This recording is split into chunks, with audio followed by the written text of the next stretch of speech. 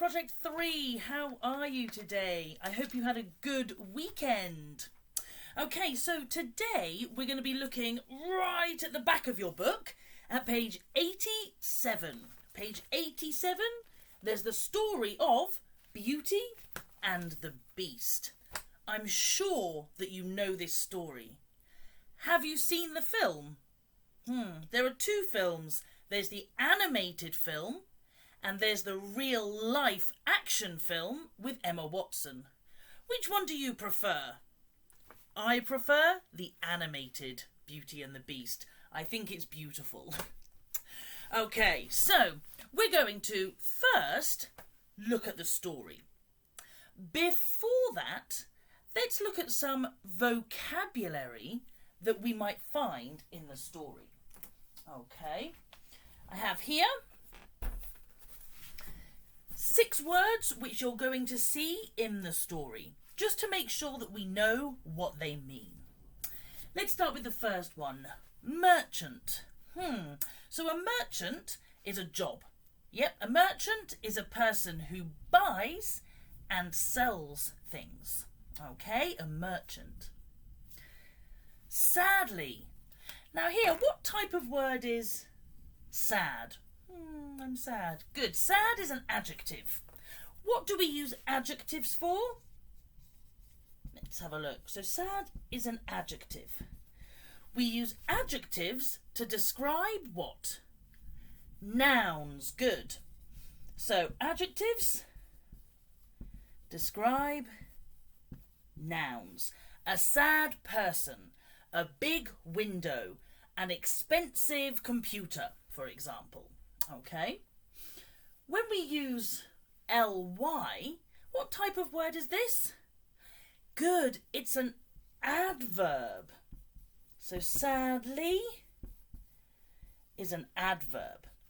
Now if adjectives describe nouns, what do you think adverbs describe? Good, yeah, they describe the action. They describe how we do something. So adverbs describe how we do something. Okay, for example, I ran quickly. How did I run? Yeah, I was very fast. Perfect. Okay, so here I spoke sadly. Oh, and it was very... How am I speaking? Exactly, sadly. So adverbs describe how we do something. Good. Wicked then. Can you think of a synonym for wicked? Good. Evil. Okay. In a fairy story, who is usually wicked or evil? Yeah, usually the witch or the stepmother. Good. Yeah, it's the bad person in the story. The next one then, afraid, is the same as scared. What are you afraid of? I am afraid of the dark. I like to have light in my house. Okay. Ill. Well, we looked at this in Unit 6. If you're ill, it means you are sick. Maybe you have got a headache. Maybe you have sore eyes. Maybe your back hurts. You're ill. Okay. And finally, a spell. Now, do you know Harry Potter? I love Harry Potter. Okay, if I say Alohomora, okay, this is a spell to open doors. Okay, so a spell is magic we use to do something. Okay, fairly simple? Yeah, of course, excellent. So, have a look in your books then at page 87. Look at the story on page 87. Okay, we're going to listen to the story and read the story, and there are 3 questions to answer. Okay, so let's start with number 1. What is happening to the beast in the picture? Number 2, what is Beauty saying? So what is she saying? And finally, number 3, what happens next? What's the next part and why? Okay, so listen, read, and look for the answers to the 3 questions. Okay, are you ready? Let's listen. Page 87, Unit 6, Exercise 1A. Beauty and the Beast. Once there was a merchant. He had 3 daughters. The youngest was so beautiful that everybody called her Beauty. She was also kind and helpful, but her sisters weren't. One day, the merchant said, "I'm going away. What can I bring you as a present?" Her sisters asked for expensive things, but Beauty said, "Just bring me a rose, please, Father." On his way home, it became very foggy, and the merchant was soon lost. Then he came to the door of a strange palace. Cold, tired, and hungry, he went in. There was nobody there, but there was food on the table. A small sign said, "Please eat." After dinner, the merchant went upstairs to sleep. In the morning, he went into the garden. "I'll pick a rose for Beauty," he thought, and he picked a big red rose. Suddenly, a huge, ugly beast appeared. "I gave you food and a bed," roared the beast, "and now you steal my roses. You must die for this." "I just wanted one rose for my daughter," said the merchant. "Then you can go home," said the beast, "but you must send your daughter to me." The merchant went home sadly and told his story. "You don't have to go, Beauty," he said. "Yes, I must," she said, "or the beast will kill you."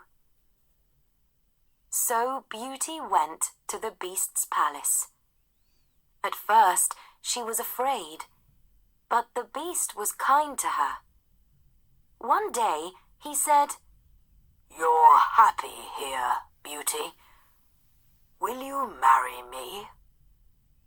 Beauty looked at the beast.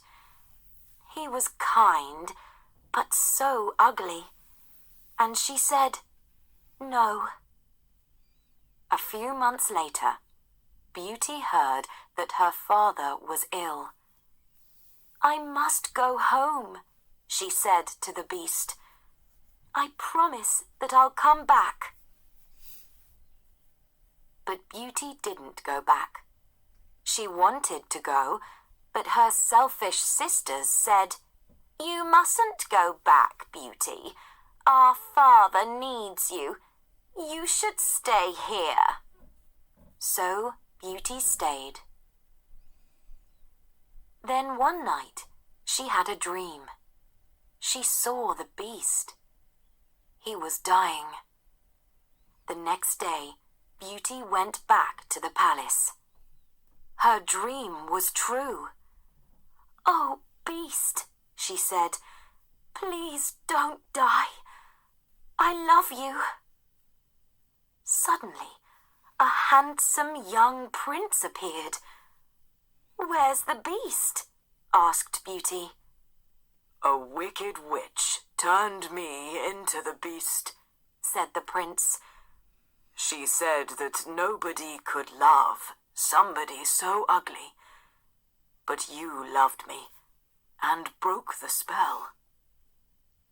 So Beauty and the prince were married, and they lived happily ever after. Okay, so a little bit different to the stories you may have heard. Okay, so let's look at the 3 questions then. Number 1, what is happening to the beast in the picture? What did it say in the story? Good. Yeah, here in the picture, the beast is dying. The beast is dying. Not good. Number 2, what is Beauty saying? Look here. Beast says, "Oh, Beast, please don't die. I love you." Okay? So this is what she's saying. And what happens next? She says, "I love you." What happens to the beast? Good. He transforms into a butterfly. No, not a butterfly. No, he transforms into a handsome prince. Exactly. Now, why did he transform? What happened before to the prince? Good. He started as a prince, but a wicked witch put a spell on him to make him a beast. And because he was ugly, the witch said, "Nobody will love you. But if somebody loves you for you, not your appearance, then the spell will break." Perfect. Easy peasy? Yeah, of course. Now, if we look at exercise 2 in the box, here we have some adjectives which are all in the story. But what do these adjectives describe?